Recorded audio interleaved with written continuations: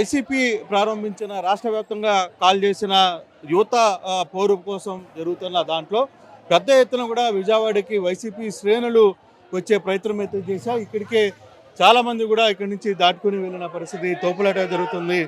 చాలామంది వైసీపీ నేతలందరూ కూడా ఎక్కడికక్కడ అదుపులో తీసుకున్న పరిస్థితి అయితే మనం చూస్తున్నాం. ఇక్కడ వీళ్ళందరినీ కూడా ఎక్కడికక్కడ అడ్డుకునే ప్రయత్నం అయితే చేశారు.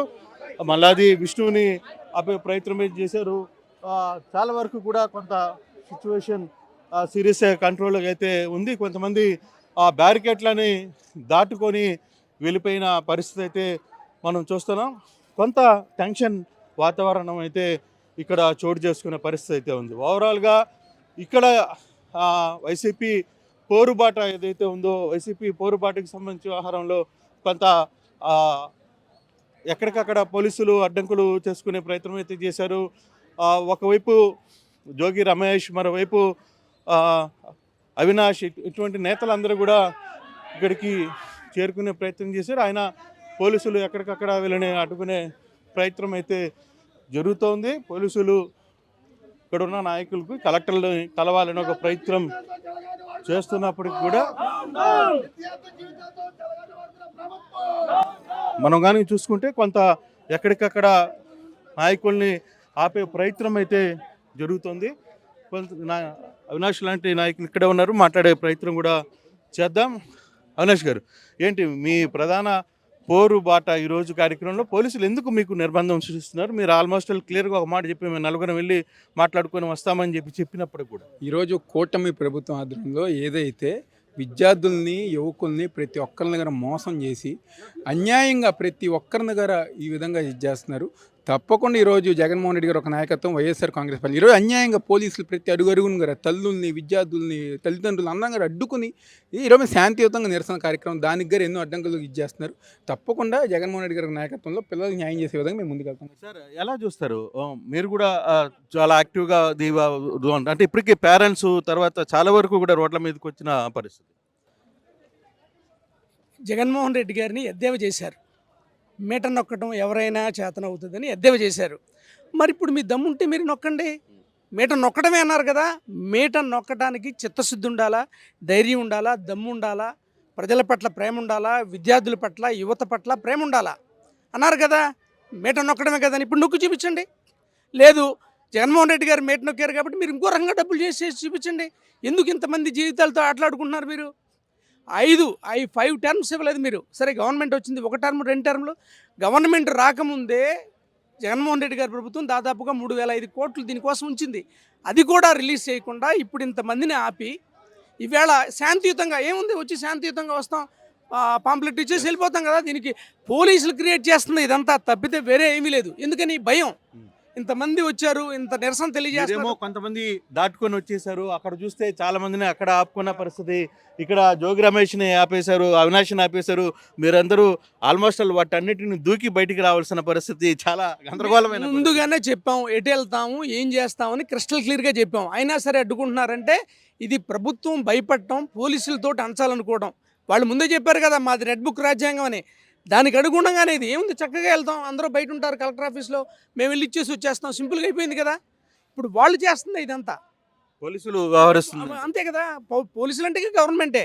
పోలీసులు ఏం చేస్తారు, వాళ్ళు ఏం చెప్తే మాట వింటారు, అంతకుమించేది లేదు. ఇప్పుడు కూడా మేము డిమాండ్ చేస్తున్నాం అదే. మీరు ఎద్దేవా చేశారు కదా మేటాని, దమ్ముంటే ఇప్పుడు మీరు నొక్కండి, ప్రజలకు మేలు చేయండి. ఎస్, ఇది ఎక్స్ ఎమ్మెల్యే కూడా చెప్తున్న పరిస్థితి. అయితే మరోవైపు ఇక్కడ చూసుకుంటే ఆల్మోస్ట్ ఆల్ అందరినీ కూడా ఇక్కడ ఆపే ప్రయత్నం అయితే చేశారు.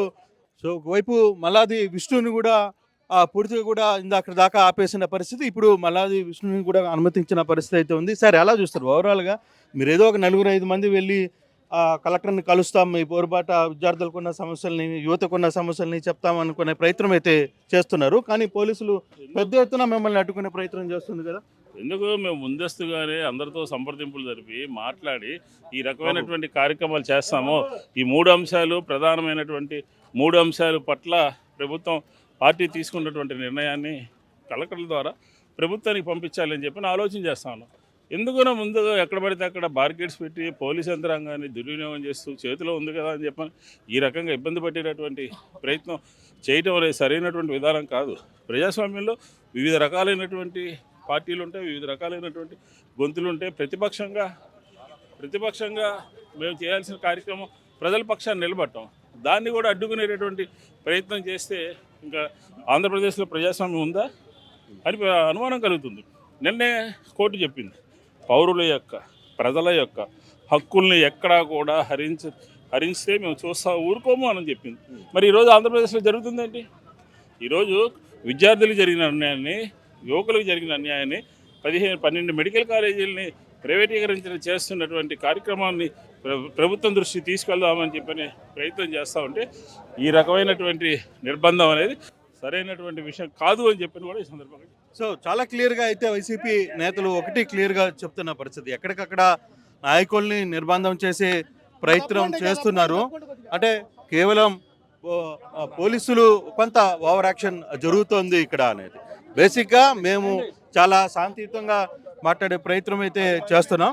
గత పేద విద్యార్థులకి కూటమి ప్రభుత్వం వచ్చిన తర్వాత ఎన్ని హామీలు ఇచ్చింది. జగన్మోహన్ రెడ్డి గారు అమ్మఒడి పథకం పెట్టారని చెప్పేసి ఆయనకు పోటీగా ఆయన అమ్మకు పథకం పెట్టి ఆయన ఒక పిల్లోడికి 15,000 ఇచ్చాడని చెప్పేసి ఆయన 15,000 ఇస్తాడు. నేను ఐదు ఎంతమంది ఉంటో అంతమంది 1500 ఎంతమంది ఉన్నా అంత ఇస్తానన్నాడు. అది కాకుండా చాలా మంది ఇంకా కానన్నా అన్నాడు. ఇప్పుడు ఉన్న విద్యార్థులు ఇవ్వట్లేదు. విద్యార్థులు ఆత్మహత్యలు చేసుకుంటున్నారు. చేసుకున్నారండి. ఈ కుటుంబ ప్రభుత్వం పట్టలేదా? ఈ పోలీసులు వాళ్ళు కూడా ఇలాంటి ప్రజా పోరాటాలు సహకరించాలి కదా. మమ్మల్ని అడ్డుకోవడం ఏంటి? ఇలాంటి పోరాటాలు చేస్తేనే కదా ప్రభుత్వం చలనం వచ్చేది. ఎలాగంటే అంటే ప్రభుత్వం పోరాటం చేయకూడదా? ప్రజాస్వామ్యబద్ధంగా శాంతియుతంగా మా జిల్లా వ్యాప్తంగా నియోజకవర్గ ఇన్ఛార్జీలు మొత్తం రమేష్ గారు, విద్యార్థుల ఫీజు బకాయిలు చెల్లిస్తే మేము పోరాటం చేయంగా, మేము రోడ్డు మీదకి రాంగా. అసెంబ్లీలోనేమో బ్రహ్మాండంగా చెప్తా ఉన్నారు, ఉపన్యాసాలు చెప్తా ఉన్నారు. చంద్రబాబుని అడుగుతా ఉన్నాం, బాబు ఫీజులు కట్టబయ్యా, పిల్లలతో ఆడుకోవటం ఏంటి, విద్యార్థుల పొట్టగొట్టడం ఏంటి, తల్లిదండ్రులని కంట నీరు తెప్పించడం ఏంటి? మేము అడిగేది ఏంటి? చదువుకున్న పిల్లలు ఫీజులు కట్టయ్యా, వాళ్ళకి కావాల్సిన బకాయిలు ఆ ప్రభుత్వాల కాలేజీ యాజమాన్యాలకు ఇస్తే తప్పనిసరిగా వాళ్ళకి న్యాయం జరుగుద్ది. పిల్లల్ని నిలబెడతా ఉన్నారు, పిల్లల్ని డిబార్ చేస్తూ ఉన్నారు, పిల్లల్ని పరీక్షలు రాయించట్లేదు. ఈ పరిస్థితిలో పిల్లల జీవితాలతో ఆడుకోవడం ఏంటని చెప్పి చంద్రబాబుని అడుగుతా ఉన్నాం. అంటే లోకేష్ ఈరోజు ఒక ట్వీట్ చేశారు, 788 కోట్ల రూపాయలు నేను మాట్లాడి డబ్బులు ఇచ్చాను, లాస్ట్ టైంలో 1400 కోట్ల రూపాయలు నిధులు పెట్టి వెళ్ళారు, అయినా నేను 788 కోట్లు ఇచ్చాను. అంతకుముందు చంద్రబాబు నాయుడు ప్రభుత్వంలో వదిలి వెళ్ళిన సుమారుగా 2000 కోట్లు కట్టాం. మేము అడిగామా? ఇది పిల్లలకు సంబంధించిన విషయం. పిల్లల తల్లిదండ్రులు లబోదిబోమని ఏడుస్తూ ఉంటే ఆ ప్రభుత్వం వదిలేసింది. ఈ బకాయిలు తీమని తీస్తాం. అంతకుముందు 5 సంవత్సరాల కాలంలో చంద్రబాబు నాయుడు ఎన్ని బకాయిలు వెళ్ళిపోయారు, ఏ శాఖ ఎంత కట్టామనేది మేము చెబుతాం. ఇవన్నీ కాదు, దయచేసి ముసలికని రాపండి. నిబద్ధతతో విద్యార్థుల గురించి ఆలోచించండి. మేమేమి రాజకీయం చేయడం కోసం అలా విద్యార్థుల పక్షాన, తల్లిదండ్రుల పక్షాన పోరాటం చేయడానికి వచ్చాం. ప్రభుత్వానికి కనువిప్పు కలగాలని చెప్పేసి ఈ రోజున రోడ్డు మీదకి వచ్చాం. దీన్ని తెలుసుకోమని చెప్పి అడుగుతున్నా. అంతేగాని రాజకీయం చేయడం కోసమో లేకపోతే చంద్రబాబు నాయుడు గారి తిట్టాలోనో లేకపోతే అలా కూటమి ప్రభుత్వానికి ముట్టికాయ వేయడం కోసం ఈ రోజు రోడ్డు మీద. క్లియర్గా అయితే వైసీపీ నేతలు ఒక్కొక్కరిని ఇప్పుడు కొంతమందిని మాత్రమే అనుమతించే ప్రయత్నం అయితే చేస్తున్నారు. కానీ చాలా వరకు కూడా అడ్డంకులు పెట్టిన ప్రయత్నం అయితే ఇక్కడ జరుగుతోంది. బ్యారికేట్లు పోలీసులు పెద్ద ఎత్తున కలెక్టరేట్ సముదాయం ముందు పెద్ద ఎత్తున బ్యారికేట్లు ఇవన్నీ కూడా ఉంచిన ప్రయత్నం అయితే చేశారు. ఎక్కడికక్కడ జిల్లా ప్రాంత నాయకులందరినీ కూడా అడ్డుకునే ప్రయత్నం అయితే చేసిన పరిస్థితి అయితే ఉంది. ఇది 100% కూటమి ప్రభుత్వ వైఫల్యం అండి, ఖచ్చితంగా. ఎందుకంటే అమలు కాని వాగ్దానాలు ఇచ్చి జగన్మోహన్ రెడ్డి గారు మరి గతంలో ఆయన ఇచ్చేటటువంటి నవరత్నాల విలువ సంవత్సరానికి 70,000 కోట్లు ఉంటేనే శ్రీలంకగా మారిపోతుంది, మరో శ్రీలంకను చేసేస్తున్నారు అని మాట్లాడినటువంటి మరి కూటమి ప్రభుత్వాన్ని ఏర్పాటు చేసినటువంటి ఈ పెద్దలు ఎవరైతే ఉన్నారో అప్పుడు మరి ఆ రకంగా మాట్లాడి ఈ రోజున మరి ఎన్నికల టైంలో అవే పథకాలు రెట్టింపుగా ఇస్తాం, ఇక గౌరవ డిప్యూటీ సీఎం గారు అయితే డబల్ ఇస్తాం, త్రిబుల్ ఇస్తామని చెప్పని మాట్లాడి ఈ రోజున నిమ్మకి నీరెత్తినట్టుండి మరి సాక్షాత్తు అసెంబ్లీ సాక్షిగా 2 మార్లు బడ్జెట్లు ప్రవేశపెట్టి మరి ఈ రోజు వరకు కూడా ఒక్క వాగ్దానపు అమలును కూడా మరి ప్రజలకి చూపించకుండా ప్రజల యొక్క కోపావేశాలకి గురవుతున్నటువంటి ప్రభుత్వం అతి 10 నెలల కాలంలో జరుగుతోందంటే ఇంత దరిద్రమైనటువంటి ప్రభుత్వాన్ని నాకు తెలిసి బటన్ కూడా వేయొచ్చు, బటన్ నొక్కితే పెద్ద ఇష్యూ కాదు అని కూడా గతంలో మాట్లాడిన పరిస్థితి కదా. ఇప్పుడు ఏంటి, మీరేం చెప్తారు? అదే బటన్ వీళ్ళు నొక్కొచ్చు కదండి. గతంలో జగన్మోహన్ రెడ్డి గారిని పట్టుకొని మూలను కూర్చున్న ముసలమ్మ కూడా నొక్కుతుంది బటను అన్నారు.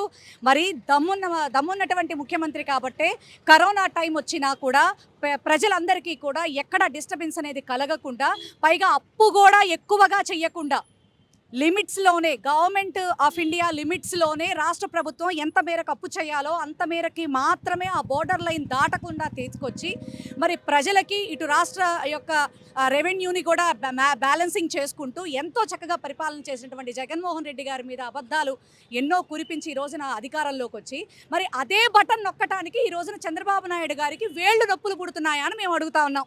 మరి ఈ రోజున విద్యార్థులందరూ కూడా పెద్ద ఎత్తున మరి జగన్మోహన్ రెడ్డి గారే మరి మాకు ముఖ్యమంత్రిగా వస్తే బాగుండేది, ఈ రోజున ఆడవాళ్ళు కూడా ఎంత దారుణంగా మాట్లాడుకుంటున్నారంటే మా ఓటు ఏమైపోయింది, ఇంత అన్యాయం జరుగుతోంది, రాష్ట్రంలో జగన్మోహన్ రెడ్డి గారు ఉన్నప్పుడు ఎప్పుడూ ఈ విధంగా జరగలేదు, కరోనా టైంలో కూడా మాకు నిష్పక్షపాతంగా ఎవరిని కులాలకు మతాలకు పార్టీలకు అతీతంగా మాకు ఎంతో ఇదిగా మాకు పథకాలు అందించాడు, కానీ ఈ రోజున ఈ కూటమి ప్రభుత్వాన్ని నమ్మి ఓటేసినందుకు ఈ రోజున మా నెత్తి మీద మేము శనిపెట్టుకున్నామని ప్రజలందరూ కూడా అల్లాడిపోతా ఉన్నారు. ఈ రోజున మీ మీడియా వారందరూ కూడా మీరు చూసినటువంటి పరిస్థితి, మరి విద్యార్థుల్ని, అలాగే మొన్న చూస్తే గ్రూప్ 2 వాళ్ళని, అలా చూస్తే ఆశా వర్కర్లని, అంగన్వాడీల్ని ఎవరిని ఏడిపించట్లేదు ఈ ప్రభుత్వం. ఈ ప్రభుత్వానికి కౌంట్ డౌన్ స్టార్ట్ అయిందని మేమైతే భావిస్తా ఉన్నాం. సో పోలీసులు ఆల్మోస్ట్ ఆల్ కూడా ఎవరిని అనుమతించే ప్రయత్నం చేయట్లేదు. కొంత ఎవరైతే నాయకులుగా పేరున్నారో వాళ్ళని పంపించే ప్రయత్నం అయితే చేస్తున్నారు. కానీ ఇప్పటికి జిల్లా కలెక్టర్ని కలిసే దానికి కొంతమంది సీనియర్ నేతలు అక్కడి నుంచి వెళ్ళే ప్రయత్నం చేశారు. బహుశా కలెక్టర్ లోపల అందుబాటులో ఉంటారా లేదా అనేది కూడా చూడాల్సిన పరిస్థితి అయితే ఉంది. కానీ కొంత గందరగోళమైన పరిస్థితులు పౌరుబాట సంబంధించిన వ్యవహారంలో, యువత పౌరుబాటకు సంబంధించిన వ్యవహారంలో బాగా గందరగోళమైన పరిస్థితులు అయితే విజయవాడలో చోటుకున్న పరిస్థితి మనం చూస్తాం. మరిన్ని వీడియోస్ కోసం ఛానల్ సబ్స్క్రైబ్ చేయండి. లేటెస్ట్ అప్డేట్స్ కోసం వాట్సాప్ ఛానల్ ఫాలో అవ్వండి. అండ్ లింక్ డిస్క్రిప్షన్ లో ఉంది.